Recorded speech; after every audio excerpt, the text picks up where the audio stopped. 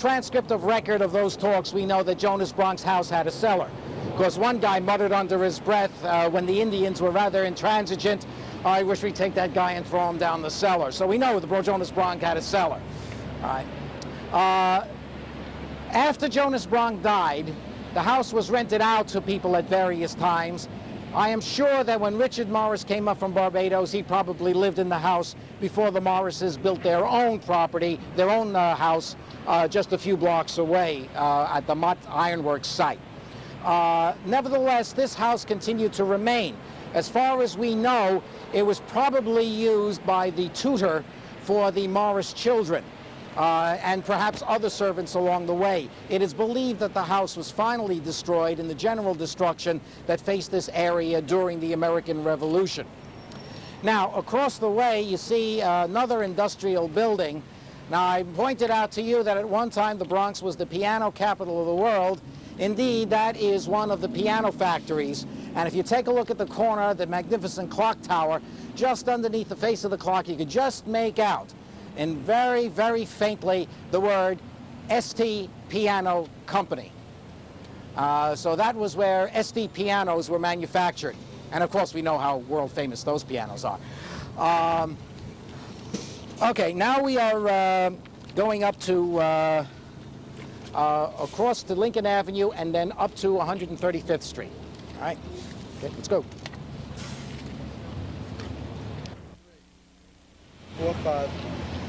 Ladies and gentlemen, we're standing here on Willis Avenue between 135th and 136th Streets. Willis Avenue was the very first street in the Bronx to be paved with asphalt. Now don't look, that stuff that's on the street now is not the original asphalt, all right? The street itself was first planned in 1876. It was plotted on maps in 1880, and it finally opened up in 1897. It was named for Edward Willis, who was a real estate dealer who owned 143rd Street.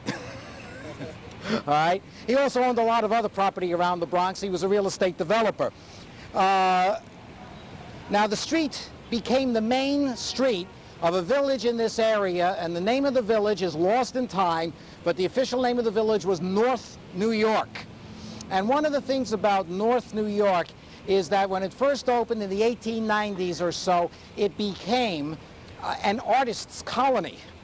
You had artists coming in here because this was like a rural area, just little villages and farms all around. You had views of the Harlem River Valley, and it was considered perfect for artists. It didn't last very long, but there it is.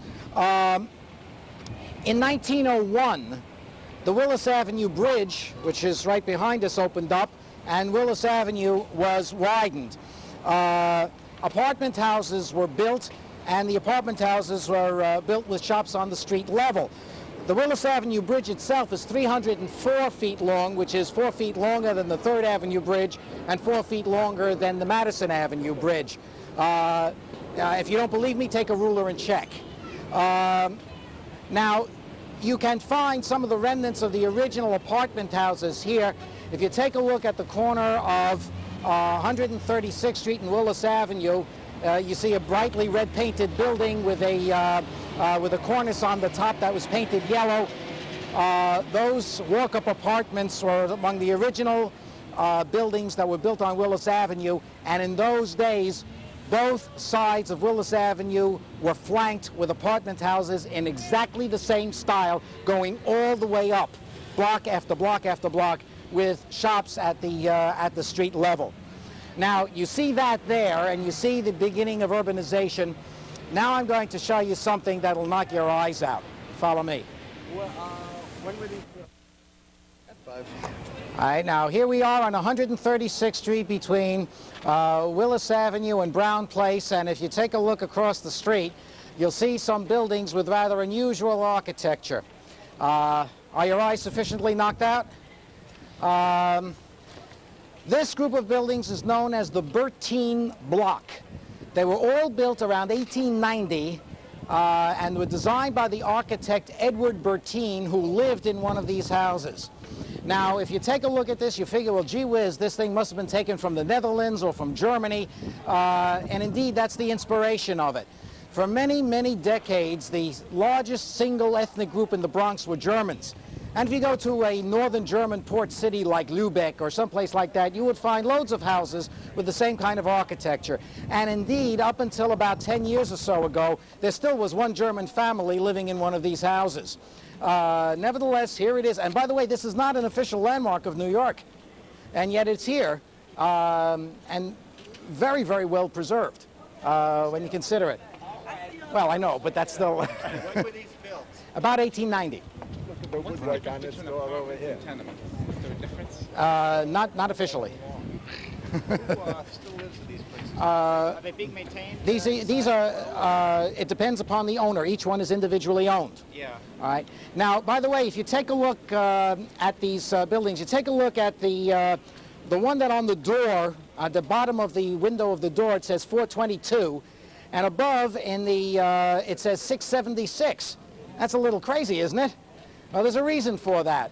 When the Bronx was first created, the boundary line between east and west street numbers was originally the Harlem River.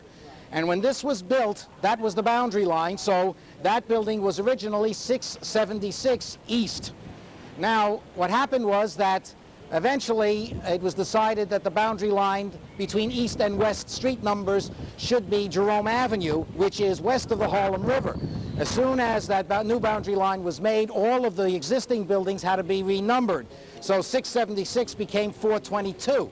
So you still see the original numbers in the stained glass, and you find the new numbers elsewhere. Yeah, you have to see it in these two buildings. That's right. 418 and 6. Now 418 is the new number, 676 is the old, where they redid the 418. Yeah. These are the original doors. And some of them, yes. Look at this one here. This door here, you can see the carving and everything. Yeah, They don't yeah. do it like that no more. Right. I know, they never do anything like that anymore. The interesting thing, these were built much later, but they could see the sensitivity that they tried to echo the buildings across the way. Exactly right.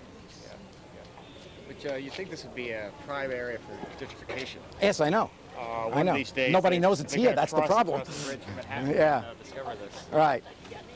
Okay. 4, 5. Okay, we're on 137th Street between Willis Avenue and Brown Place, and you see across the street something new.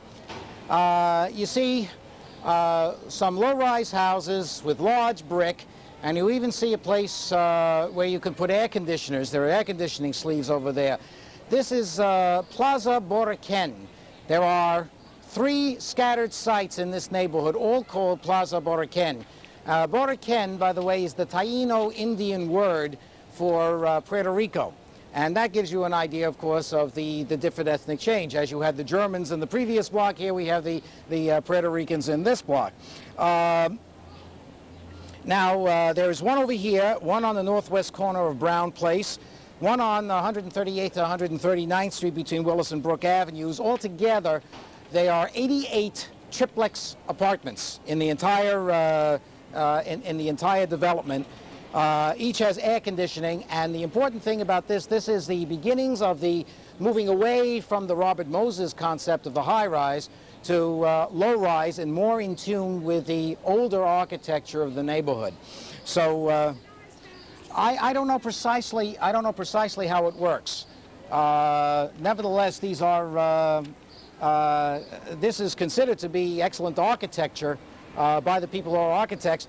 And considering the name, by the way, Plaza Borough, if you take a look down below on the air conditioning sleeve, somebody had painted the air conditioning sleeve with the colors of the Commonwealth of Puerto Rico. Okay? All right, we're going to go to Brook Avenue.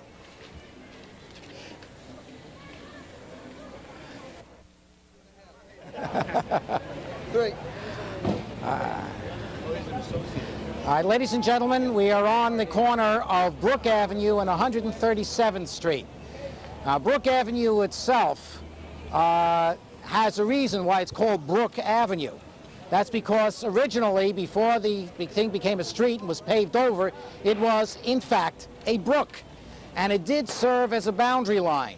Although in the colonial period, the Morris family owned both sides of Brook Avenue, when Lewis Morris, the judge of the Admiralty Court, passed away, he had more children than his His